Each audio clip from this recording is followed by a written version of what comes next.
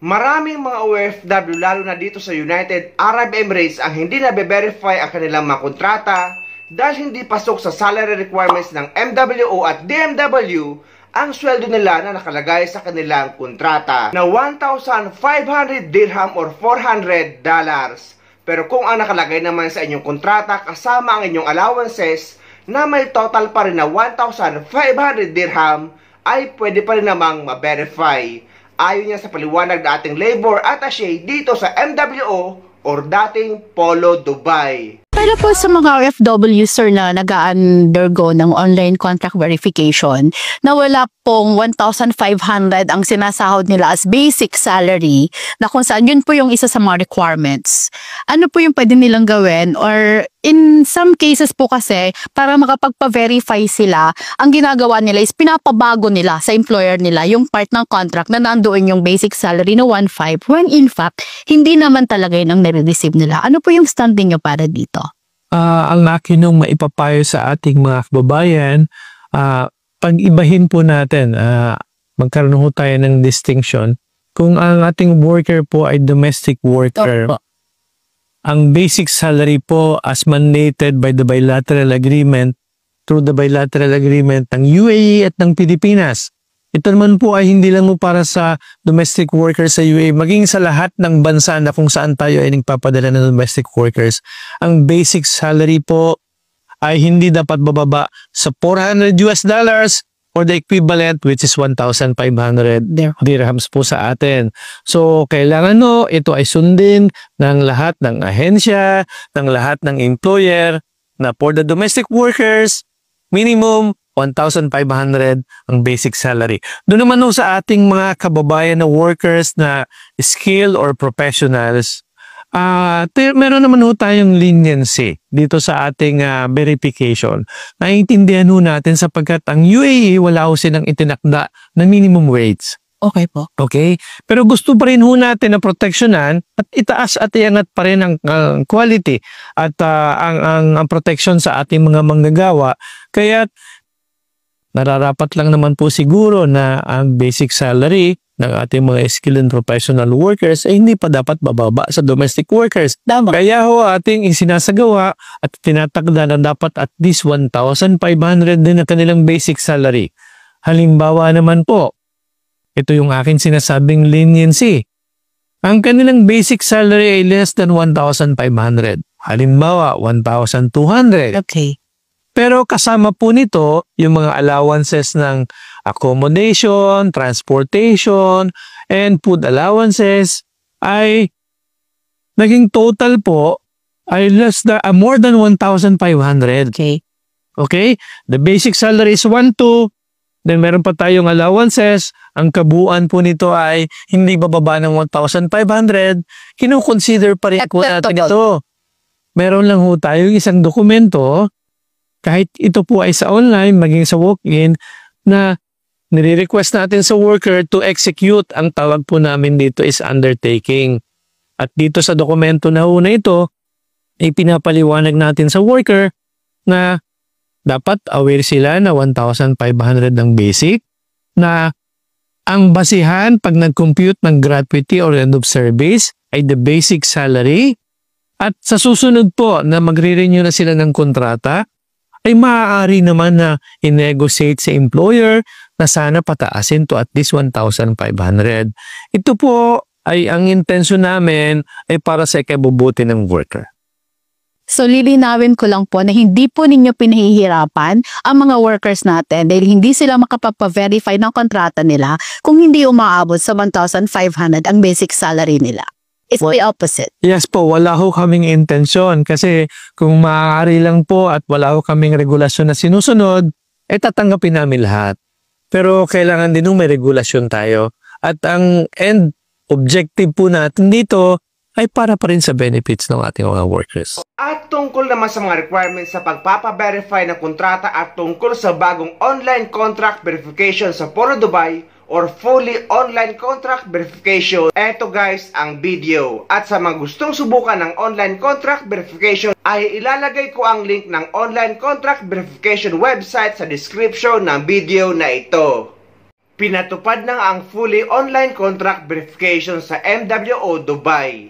Ngunit napakaraming mga OFW sa iba't ibang mga bansa ang nagtatanong kung bakit Dubai lang ang may online contract verification. Huwag na kayong mag-alala guys, dahil kapag naging maayos ang pagpapatupad nito dito sa Dubai at kapag naging maayos ang sistema, ay magiging online contract verification na rin ang lahat ng mga polo office or MWO office sa buong mundo na may mga OFW. Maswerte po tayo sapagkat sa Dubai nang po nangyari kauna-unahan ang online contract verification. Ano ang ginagawa ng Migrants Workers Office para sa mga OFWs dito sa UAE? If you happen to visit Migrant Workers Office, you can see there the line. Imagine we have 400 to 500 applicants daily who would like to have their contracts verified. We have 700,000 Filipinos here in Dubai and Northern Emirates alone. So we have to innovate, we have to digitalize our process. There's still a manual contract verification. Pwede pa rin silang magpunta sa MWO pag may flight sila day before para ma-verify yung contract nila. But there's another option. May mensahe ba kayo sa mga kababayan natin dito sa UAE? I would like to invite yung mga kababayan natin dito sa UAE to try this online contract verification. Kung may mga komento kayo, you can forward it to us to better improve the system. And eventually, kapag na-perfecto na natin ang process o sistema, it will be implemented all over the world sa lahat ng migrant workers offices. Kagaya nga ng nabanggit sa video, sa mga hindi marunong online ay allowed pa rin naman mag-walk-in one day bago ang flight nyo pa uwi sa Pilipinas. Dalhin nyo lang ang inyong ticket at ang kumpletong requirements. Paano naman daw yung mga hindi marunong online? Ang sagot guys, hindi naman nila aalisin ang walk-in one day before flight. So kung ang flight nyo ay mapapatak ng weekdays kagaya ng Tuesday, Wednesday at Thursday, ay pwede na kayo mag-walk-in one day before ng flight nyo. Dalhin nyo lang ang inyong ticket at kumpletong requirements. Ngunit kung napatak naman ang flight nyo ng Friday, Saturday, Sunday at Monday, ay pwede na kayo mag-walk-in ng Thursday. At ito pa ang isa sa mga tanong ng mga OFW dito sa Dubai. Ano naman daw ang mga requirements sa pagpa-verify ng kontrata?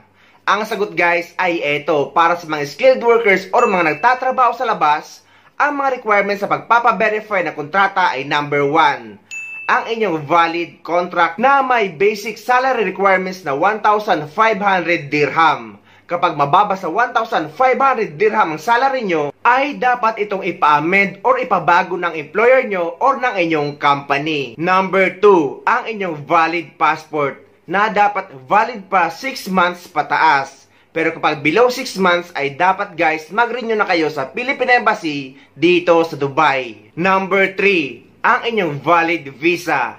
Ngunit dito sa United Arab Emirates, ang visa natin ay ang ating Emirates ID na. So ang Emirates ID na ninyo ang ipapapotocopy nyo at yun ang dadalhin at ipapakita nyo sa MWO Dubai.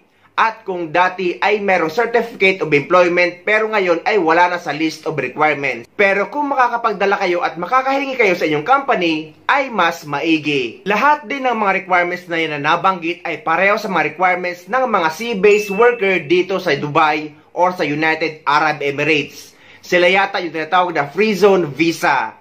At iba ang kontrata nila na merong downloadable form na ilalagay ko sa description ng video na ito at pwede nyo ma-download direct sa MWO Dubai website. Para naman sa mga household workers or mga nagtatrabaho sa bahay dito sa Dubai, ito ang mga requirements sa pagpapa-verify ng kontrata sa Polo Dubai.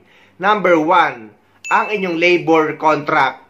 Number 2, ang inyong addendum form na ilalagay ko sa description ng video na ito, ang downloadable form ng addendum form. At pwede nyo rin itong ma-download direct sa MWO website. Number 3, ang inyong valid passport. At number 4, ang inyong valid visa na Emirates ID na natin. So Emirates ID na rin ang ipapapotocopy nyo kapag magpapa-verify kayo ng kontrata sa Polo Dubai. Lahat ng mga requirements na nabanggit ay kailangan nyo magdala ng 2 sets photocopy. Dahil yung isang set ay kukunin nila at yung isang set naman ay ibabalik nila sa inyo na may tatak na verified na ang kontrata nyo. At para sa karagdagang mga impormasyon ay bisitahin yung MWO website at dapat guys naka-follow kayo sa Facebook page ng MWO Dubai para updated kayo sa mga update or mga pangyayari sa mga OFW dito sa Dubai. At after nyo mapasok ang website, ay i-click nyo yung MWO service at i-click nyo yung contract verification at i-scroll nyo lang at makikita nyo na dyan ang mga requirements at dapat gawin kapag magpapaverify kayo ng kontrata sa kanila. Sa mga for renewal na lang din ng OWA membership na hindi uuwi sa Pilipinas, ngunit nagtatrabaho pa rin sa parehong employer at dati nang rehistrado sa OWA or dati nang may OWA membership.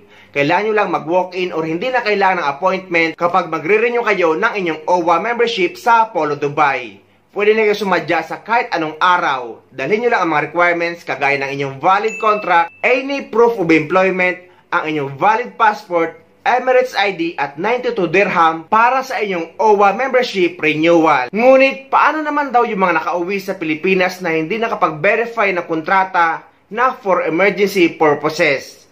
Eto guys, ang pwede nyo gawin kung hindi kayo nakapag-verify ng kontrata at nasa Pilipinas na kayo. Yung mga nakauwi na sila pero emergency at saka hindi nakapag-verify ng kontrata kasi emergency.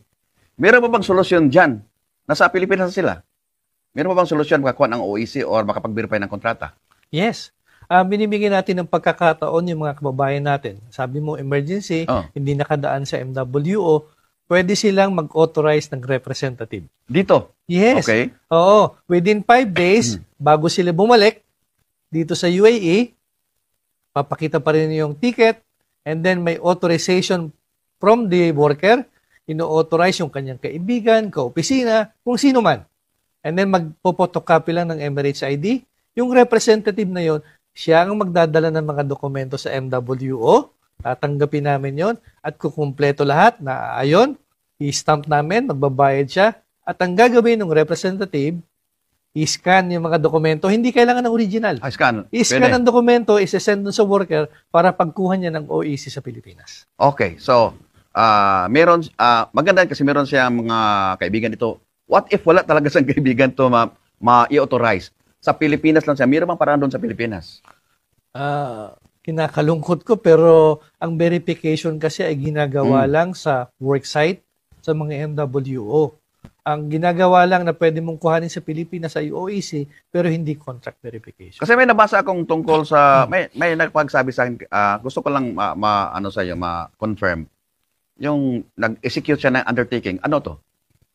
Ayun ay discretion ng discretion ito ng Department of Migrant Workers. May mga pagkakataon na gano'n na pinagbibigyan nila na nag-execute ng undertaking para pagbalik mo dito sa UAE, doon ka magpapa-verify at kailangan i-forward mo sa DMW yung verified contract.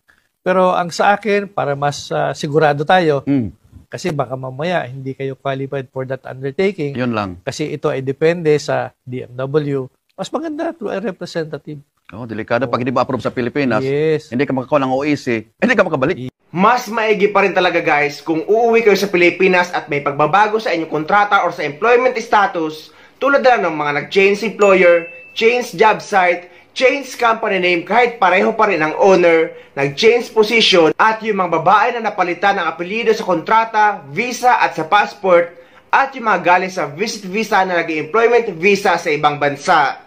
Dapat magpa-verify na kayo ng kontrata sa Polo Office sa bansa kung saan kayo nagtatrabaho para makakuha kayo ng updated OEC sa Pilipinas.